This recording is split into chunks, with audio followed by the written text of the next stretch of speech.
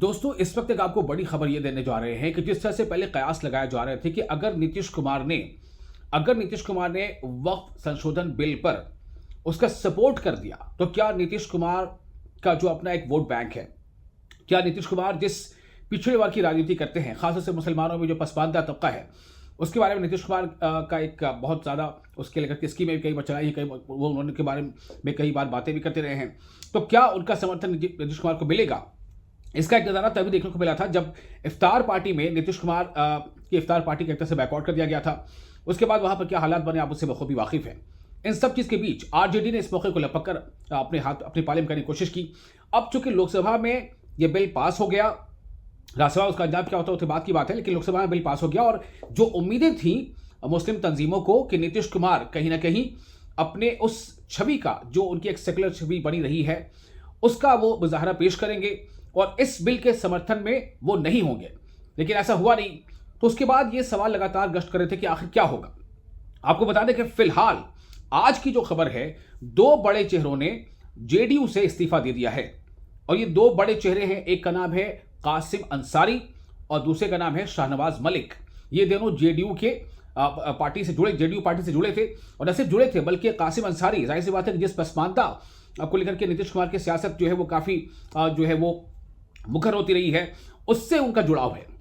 और कासिम अंसारी ने कहा क्या है, ये बहुत अहम है। कासिम अंसारी ने कहा है कि हमें और खासतौर से मुसलमानों को इस बात पे यकीन था, विश्वास था कि नीतीश कुमार जिनकी एक सेकुलर छवि रही है, वो कहीं ना कहीं ये जो धर्मनिरपेक्ष जो साख है उसके मुताबिक वो काम करेंगे और वक्फ संशोधन बिल जिसका मुस्लिम तंजीमें खुलकर विरोध कर रही थी, वो उस बिल के समर्थन में लोकसभा में नहीं होंगे। लेकिन ऐसा हुआ नहीं। नीतीश कुमार की पार्टी जेडीयू ने, यहाँ तक कि टीडीपी ने और जो रामविलास पासवान के बेटे चिराग पासवान, उनकी पार्टी ने भी बिल का समर्थन किया है। तो दो बड़े चेहरे, एक तो आपको मैंने बताया कि कासिम अंसारी उन्होंने भी, और साथ ही साथ जो जेडीयू के स्टेट माइनॉरिटी सेल के जो महासचिव रहे हैं, शाहनवाज मलिक, इन दोनों ने इस्तीफा दे दिया है पार्टी से। और इस्तीफे का कारण यही बताया गया है कि चूंकि आपने कहीं ना कहीं जो आप पर एक भरोसा था, उस भरोसे पर आप खरे नहीं उतरे, इसलिए हम जो है पार्टी से इस्तीफा देते हैं।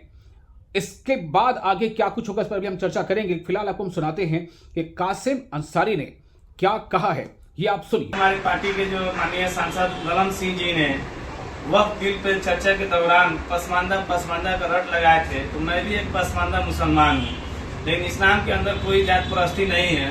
और जो ये मुलामत दिखा रहे हैं कि पसमानदा मुसलमानों के इस वक्फ बिल से काफी फायदा होगा, ये घोर निंदनीय है और हम इसके कई शब्दों में भर्त्सना करते हैं। मुसलमान एक है, एक रहेगा। औकात में कोई भी पसमानदा अशराफ का खेल सरकार और बीजेपी या कोई भी जो दूसरी पार्टियां हैं उनकी नहीं चलेगी। ये पूरे मुसलमानों का मसला है और ये संविधान का मसला है। इसमें कोई बैकवर्ड फॉरवर्ड मुसलमान का मामला नहीं है। जबरन मुसलमानों में फूट डालने के लिए आदरणीय ललन बाबू जो बोल रहे हैं, तो वो अपनी औकात देख ले कि उनकी बिरादरी के लोग कितना जनता दल यूनाइटेड को वोट करते हैं। कम से कम जो है उनका 10 गुना वोट जो है मुसलमान नीतीश कुमार की छवि को देख के वोट करके आया था।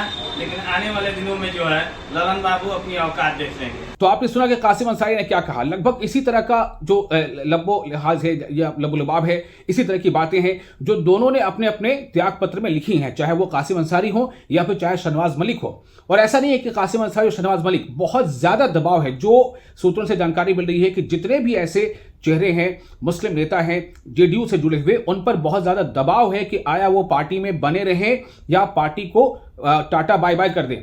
चूंकि ऐसा एक जो वहां माहौल बन गया है और जिस तरह से आरजेडी ने इस मौके को भुनाने की कोशिश की और जिस तरह लगातार जो तंजीमें हैं, चाहे उसमें इबारत शरिया रही हो, ऑल इंडिया मुस्लिम मसला बोर्ड, जमात इस्लामी हिंद, अहले हदीस और भी कई ऐसे जो संगठन हैं, उन तमाम संगठनों ने नीतीश कुमार पर यह दबाव बनाने की कोशिश की थी। ये उनसे अपील की थी कि आप इस बिल का समर्थन न करें और ताकि आप पर जो हमारा यकीन वो बना रहे। ऐसा हुआ नहीं।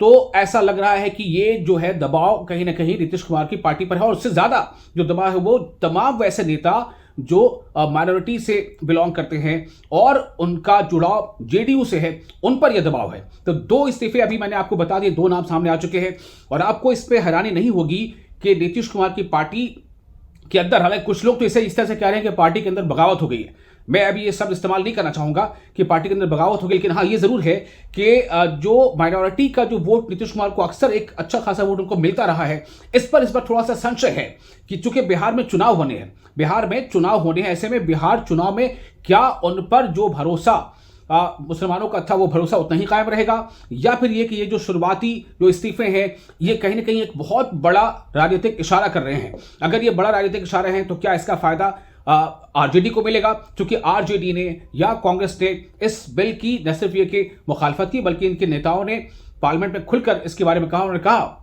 कि ये जो बिल है वो असंवैधानिक है और इससे कहीं ना कहीं मुसलमानों को जो है एक तरह से हाशिए पर डालने की कोशिश है। ये लबो-लुबाब यही था आरजेडी का चाहे कांग्रेस का।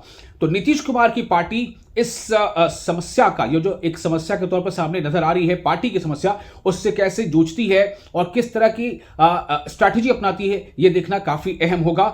फिलहाल इतना ही, लेकिन आप बने रहे न्यूज़18 JKLH के साथ और हम लगातार ऐसे मुद्दों को लेकर आपके पास आते रहेंगे और आपसे साझा करते रहेंगे कि क्या डेवलपमेंट चल रही है, आप इस बारे में क्या सोचते हैं। आप अपनी राय अपने कमेंट्स बॉक्स में शेयर कर सकते हैं।